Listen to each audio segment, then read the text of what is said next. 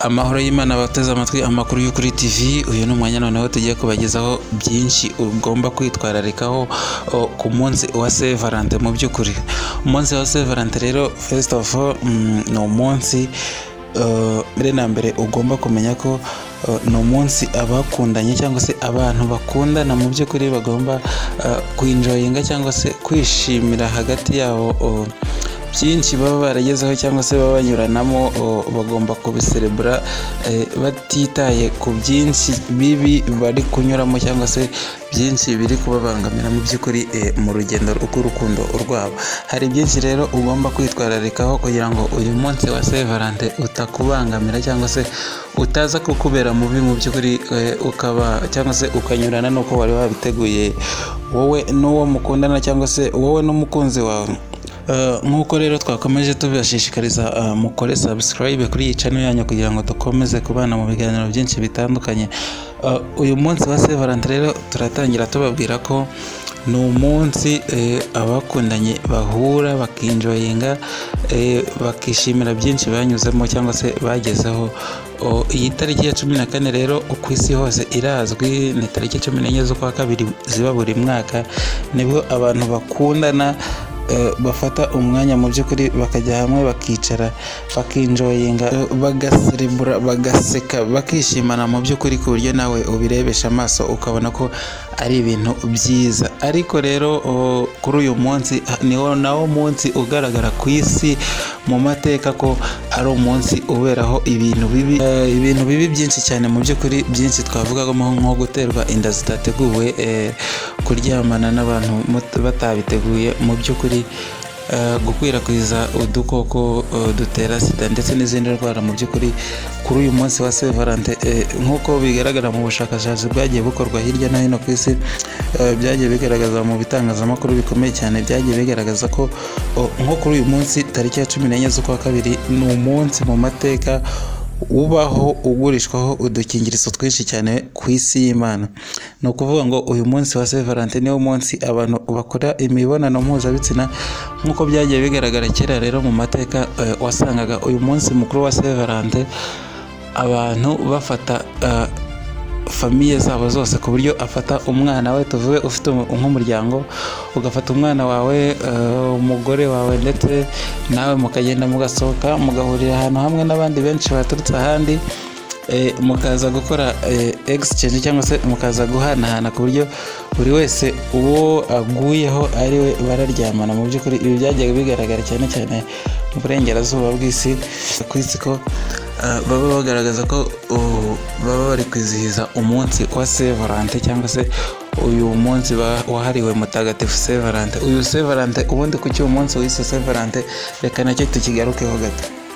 Ubundi Saint Valentin mu by'ukuri uyu munsi waturutse ku mupadiri witwaga Valentin, ni umupadiri wabarizwaga muri Kiliziya Gatolika. Birumvikana yaje rero kuba umwe mu bapadiri wakundaga abantu bafite urukundo rwinshi cyane cyangwa se bagaragaza urukundo. Wewe rero yafataga abantu bafite urukundo cyangwa se bagaragaza ko bakundanye, wewe atitaye kuko baba bafite amafaranga kugira ngo bamwishyure abe yabasezeranya cyangwa se abe yabashyingira.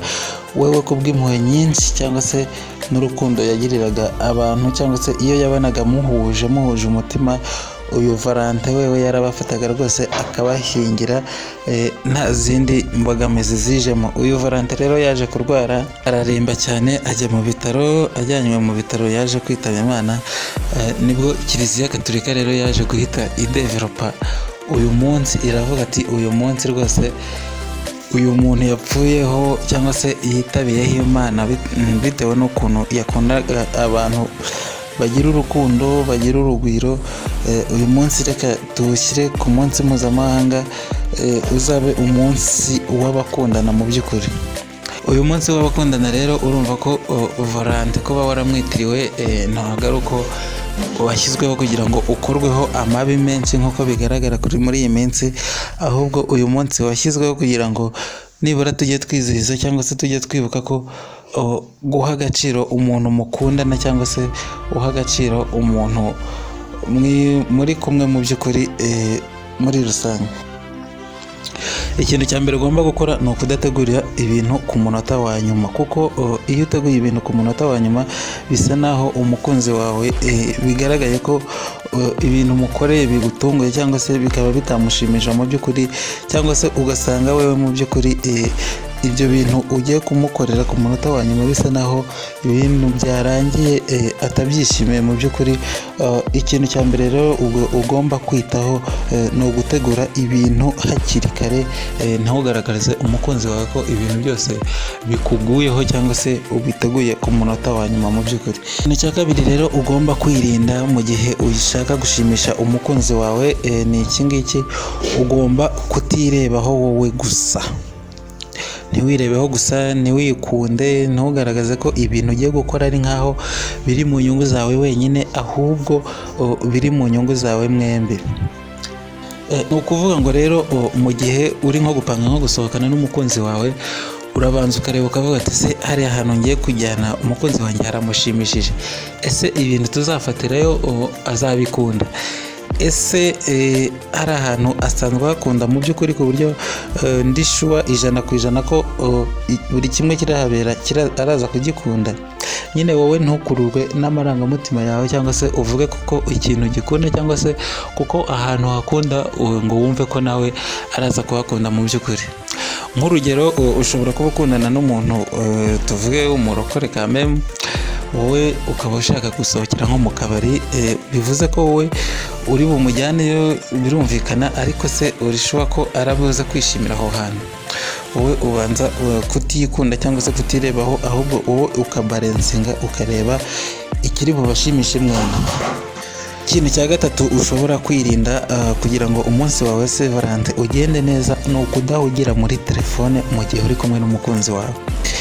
Iki kintu abantu benshi ni indwara turwaye, ku buryo iyo uri kumwe n'umuntu cyangwa se uri kwiganira n'umuntu usanga uri gucata n'abandi bantu, cyangwa se bigaragara ko hari ubutumwa bwinshi uri kwakira unabusubiza.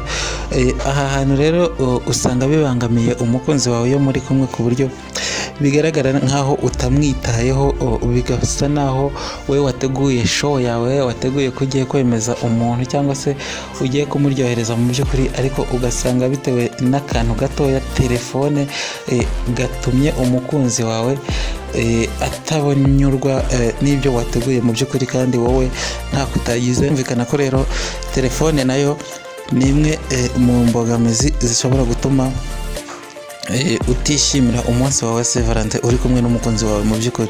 Ikindi kintu ugomba kwirinda kugarura ibibazo byahahise mu by'ukuri. Ugasanga uri kumwe n'umukunzi wawe ariko mwaba muri kuganira, ugasanga wibutse ka gakosa yagukoreye, uhise ukazanamo, kandi mu by'ukuri uyu munsi uwuteguriye ibintu byo kwishima mu by'ukuri. Ubwo bivuze ko mu gihe uri kumwe n'umukunzi wawe cyangwa se muri kwinjoyinga Saint Valentin, ugomba kwirinda twa tubazo twa hato na hato mwagiye mugirana, utagomba kutugarura mu biganiro muri kugirana mu by'ukuri, kuko bishobora kurangira umunsi wawe wa Saint Valentin wari wateguye upfuye, cyangwa se utaryoheye uwo muri kwinjoyingana mu by'ukuri, kandi wowe wari wateguye ko ibintu byawe biragenda neza. Ubwo ikintu ugomba kwirinda ni ukutagarura ibibazo by'ahahise. Tutakwibagirwa kukwibutsa ni uko wowe utagomba kwita cyane ku bintu by'impano. Ikintu cy'impano akenshi kigaragaza ko gituma ibintu bipfa, kuko mu by'ukuri iyo umuntu wawe akujyanye, dusapoze nk'umukobwa asohokanye n'umusore kuri Saint Valentin, wewe ari gutekereza cyane ku kintu cy'impano gihenze ari bumugurire cyangwa se ari bumushyikirize. Mu by'ukuri usanga ahanini uwagusohokanye wowe abona ko witaye cyane ku bintu kurenza wewe wagusohokanye. Mu by'ukuri bikaba byatuma haza kutishimirwa, cyangwa se biza kugaragara ko umukunzi wawe atakwishimiye bitewe n'uko abona wowe ufitiye irari cyane ibintu agomba kugushyikiriza, aho kugira ngo wishimane nawe mu by'ukuri. Aha rero ugomba kutagaragaza cyane ubushake bwo kwakira impano ahubwo ugasa naho utunguwe naho ibyo bintu utari ubyiteze mu by'ukuri. Ikindi kintu rero ugomba kwirinda ni ukudatekereza ko umukunzi wawe azi ibyo uri gutekereza mu by'ukuri. Hari ukuntu uba uri kumwe n'umuntu akifuza ikintu, tuvuge ushaka nko kunywa agafanta mu by'ukuri kandi ubona atari byo we yatumije, ugatekereza ko wewe akubangamiye kuba atari kuzana icyo kintu, kandi wowe wakafashe iya mbere ukamubwira ikiri ku mutima wawe cyangwa se icyo uri gushaka gukoresha muri uwo munota. Mu by'ukuri icyo kintu nacyo kigaragaza ko kuri uyu munsi wa Saint Valentin kibangamira bamwe mu bakundana, kuko usanga ibyo yaguhaye wowe utabyishimiye, kandi ari ibintu bigaragara cyane n'amaso ko wowe wakabaye wafashe iya mbere ukivugira ikintu ukeneye kandi gikwiriye mu by'ukuri kugira ngo uze kuryoherwa, ariko nawe ugafata ikintu nyine ubona ko nawe afitiye ubushobozi. Ikindi kintu wirinda witwararikaho cyane ari nacyo cy'ingenzi mu by'ukuri ugomba kwirinda, ni ikintu cyo kunywa cyane ugasinda. Mu gihe uri kumwe n'umukunzi wawe mwagiye nk'ahantu cyangwa se muri kwinjoyinga Saint Valentin, ni ibintu bibaho ko mushobora gufata akantu, mushobora kwishima, mushobora kunywa mu by'ukuri ibintu byinshi bitandukanye, ariko wowe ikintu ugomba kwirinda ni ukunywa nyinshi cyangwa se gusinda mu gihe uri kumwe n'umukunzi wawe. Mu gihe uri kumwe n'umukunzi wawe rero wirinda gusinda ku buryo ubyitwararikaho cyane nubwo waba usanzwe ubikora, kuko ushobora gusinda ugakora ibintu byinshi bibi umukozi wawe adashobora kwihanganira mu by'ukuri, ku buryo mushobora kuva aho ngaho mushwanye cyangwa se munatandukanye, kandi wowe intego yawe ko ari ukugira ngo mwongere urukundo rwanyu hagati yanyu. Mu by'ukuri ibyo bintu rero nibyo bintu twakababwiye, nibyo bintu wakamenye mbere y'uko usohokana n'umukunzi wawe kugira ngo uze kuryoherwa n'umunsi mukuru wa Saint Valentin. Mu by'ukuri mwakoze mwese rero abishimiye uyu munsi, ni byiza kandi Imana ibaha umugisha, urukundo rwanyu rukomeze ruganze. Icyo nabibutsa no gukora subscribe kuri channel yanyu Amakuru yo kuri TV kugira ngo dukomeze kubana mu biganiro byinshi bitandukanye. Imana ibahe umugisha.